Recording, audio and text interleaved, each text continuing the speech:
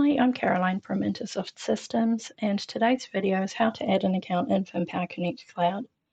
Before we get started, it is important to note that the appearance of my FinPower Connect Cloud and yours will likely be different. This is due to the numerous customization options available and potentially different licensing options, but the core elements should be able to be followed. There are several ways to add an account in FinPower Connect Cloud depending on how yours is configured, so we'll cover several possibilities. The first option is the user dashboard, either using the new loan or new deposit buttons. Clicking either of these will launch the new account widget, which is used to create the new account. The second option is the add menu, which is in the top right hand corner and represented by a plus symbol. If we click this, you'll see some options to find here, including the option to add a new account. The third option is the main menu, which is represented by the three horizontal lines up in the left-hand corner. If we click on this, you'll see a long list of options available in my database, including at the very top the option to add a new account. The fourth option is from the Actions menu on a client record. Now I'll show you what I mean by the Actions menu. So if we start by searching for a client using our top search bar, in fact, we'll have a wee look at this one here. Actions menu is down at the bottom here below the account details and is represented by a blue icon with a white box with an arrow in it along the bottom. So if we click on this, this is where we'll find various different available options for the client record, including the ability to add a new account.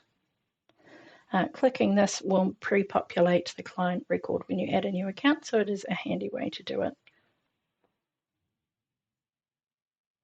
And the fifth option is from the Favorites menu. If you've previously added the new account widget as a favorite, it will also appear in your Favorites menu, which is represented by a star and is up in the top right-hand corner right next to the Add menu. So if I click on my one here, you can see new account is available.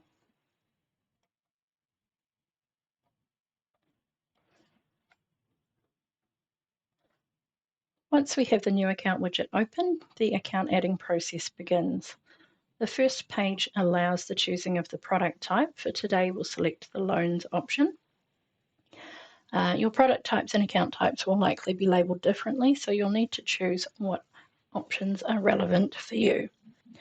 Next is the account type drop-down list, where we can select which type of account we'd like to open, and the option to select a promotion if relevant to do so. Any fields coloured in yellow are mandatory, meaning we cannot move on until they contain information.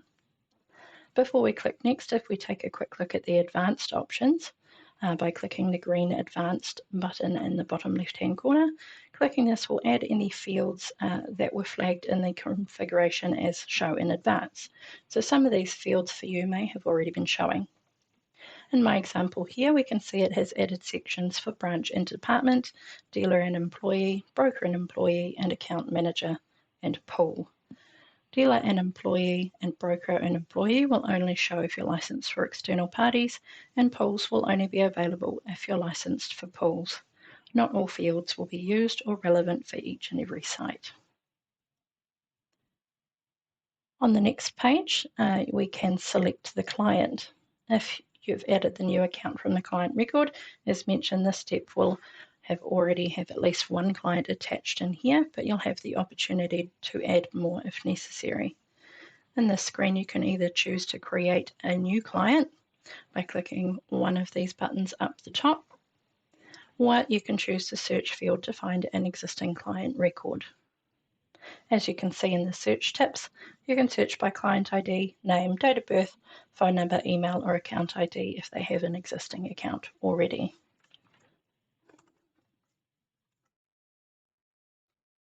Type hit enter and you'll get a window of search results over here, and to add the client you simply click the plus button. If you need to link another client you can simply complete another search and add them in here too. In this screen, you can also change the account roles if applicable by choosing from the drop-down list next to their names. So for example here, we can leave Maxine as a borrower, but we may choose to make Amelia a guarantor. You can make one a joint account client by ticking that box, and you can select options for signatory, privacy, mail, and security for each linked client.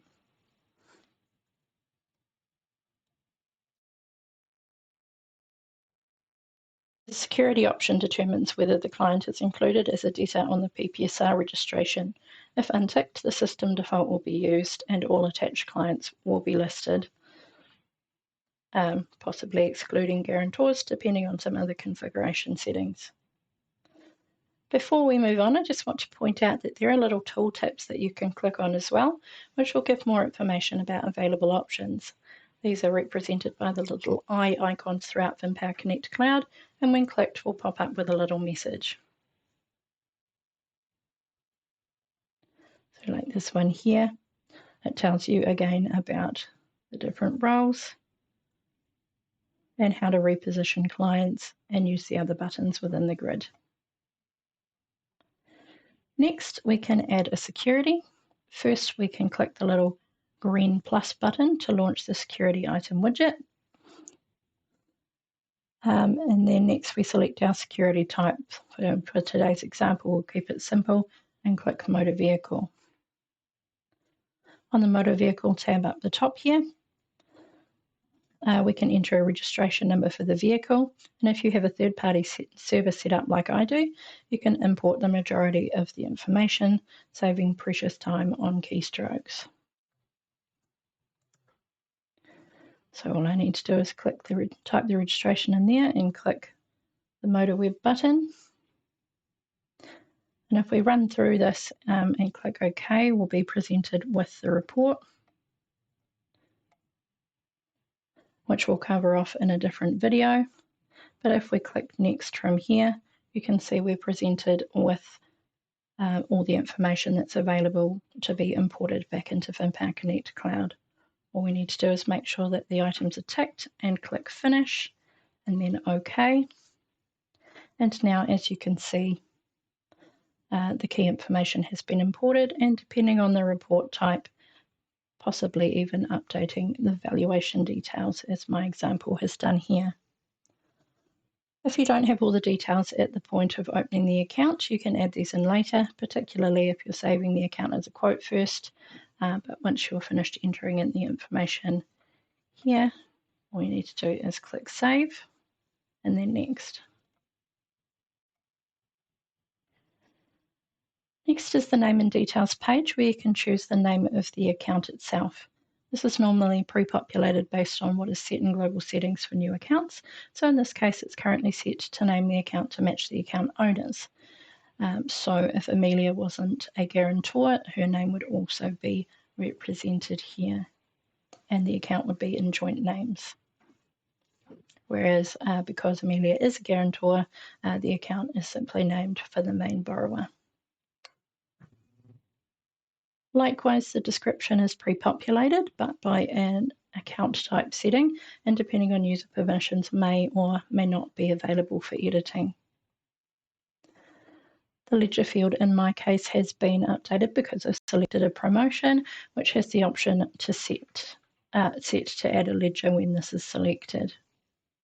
Again, if you've got any advanced options, they will be showing, and we can see some additional options available to enter, which may or may not be relevant depending on your company's requirements.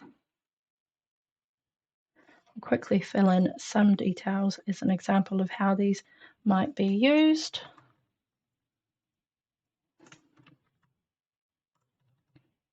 But each site uses these fields for different things. So if you're not sure what you need to select, it's best to check with your supervisor or management, and if they're not sure, get them to ask your Intersoft dealer.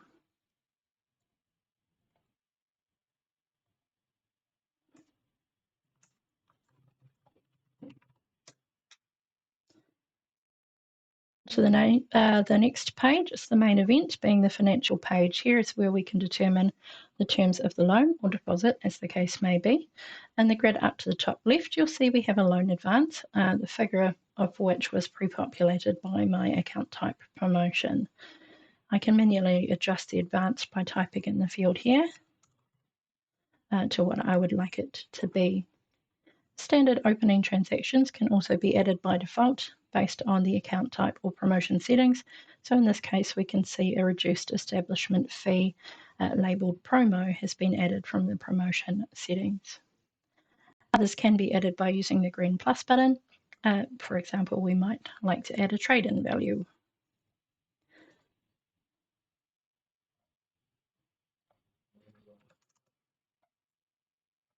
Which you can do just like that.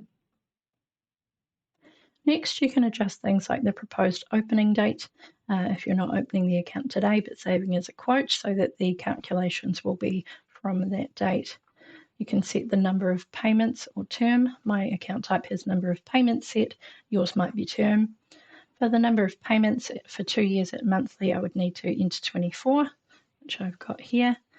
And under the payment section, you can choose the payment frequency from the drop-down list. If it differs from monthly, you can select one of the desired options from this list. The first period is where the first instalment will be made, and again, you can select this from the drop-down list. So in this case, I might choose to have no payments for the next 6 months while it's on interest-free if deferred payments was part of the deal. You can click the schedule button over here at any time to see how your changes have impacted the loan at a deeper level. For example, we can see here that because of the choice I've made, there is no payment due instalments for the first 6 months until the 8th of February, being 6 months from today.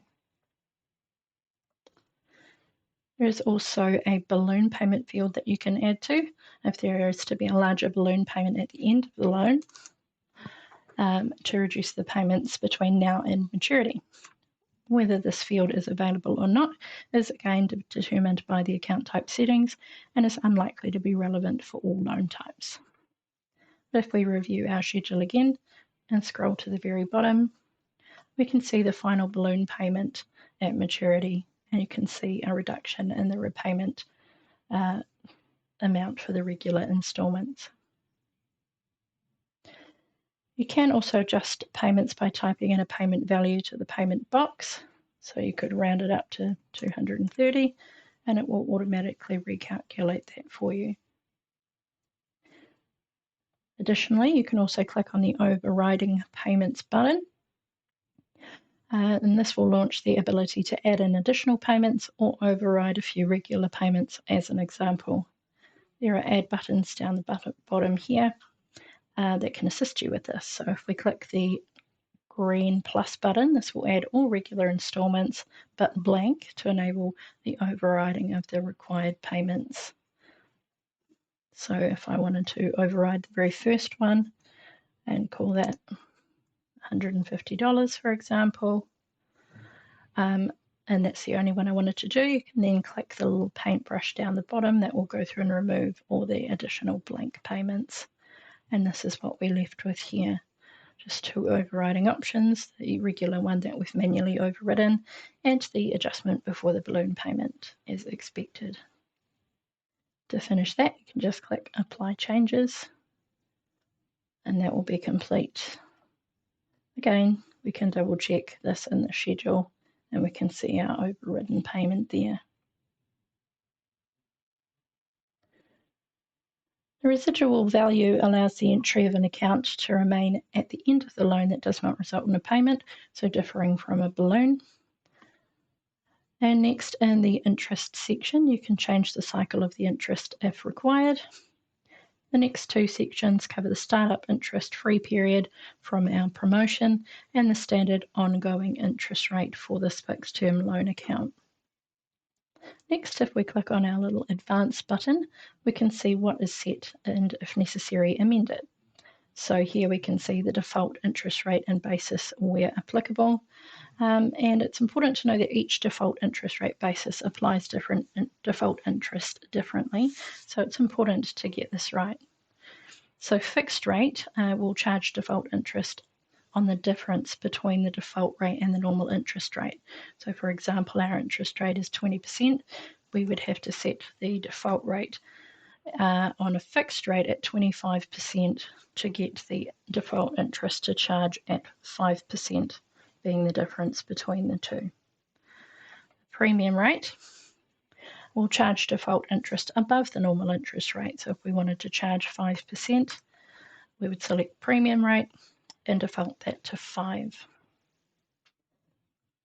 And the plus rate will charge default interest at a rate calculated as the normal interest rate plus the plus rate. So if we had 5% set here, default interest rate would be actually 25%, being our normal interest rate plus this rate here. Most sites will set this on the account type and choose not to show it in the new account wizard, so it can't be accidentally or incorrectly altered by the user entering the loan. There are additional options as shown here, and again may or may not appear depending on your account type settings. There is also a print button in the bottom left-hand corner here, which if clicked, will generate a quotation document like so.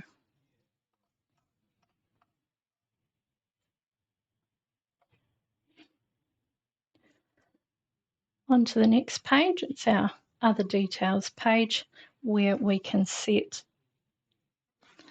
the account review date, which will generate a task for the account manager to review the account at that time. You can set the statement frequency for how often the borrower will receive statements, and you can set up the incoming payment details, so how the borrower will be paying the loan. So for example, you could select direct debit, enter account number in,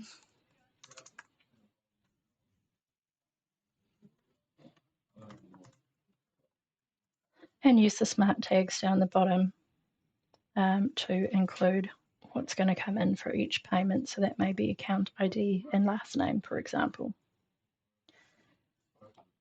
On the next page, we have disbursements. Now this will only appear if you're licensed for disbursements, and clicking the little purple arrow down the bottom here will add the default disbursements. For example, the payout, which in this case is set to send to the dealer. If instead we wanted to direct credit the funds to the borrower, you can add a disbursement for that by just clicking the green plus button, selecting payout and the applicable element, entering the value, and selecting the payee type of account.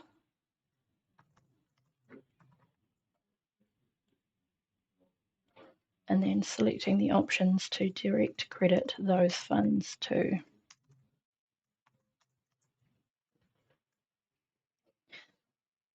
And clicking save.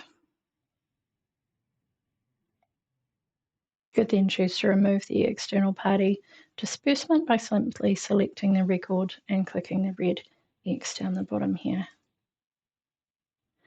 Next is the final page of the new account widget itself, where we can set the accepted and signed dates if relevant, opt to add an external ID for cross-referencing if relevant, choose to generate the contract document now, or you can leave that unticked and print it later, and whether or not to hold the account as a quote. If we untick this now, the account will launch the accept or decline widget when we click finish.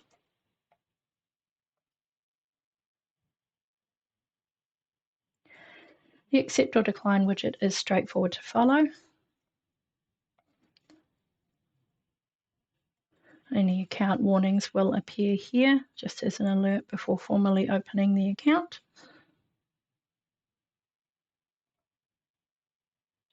And once ready, click accept, OK, and your account is open. We will have more videos coming on accounts and various actions to do with accounts in FinPower Connect Cloud, but if you have any questions, please feel free to contact your Intersoft dealer or application support. for more information.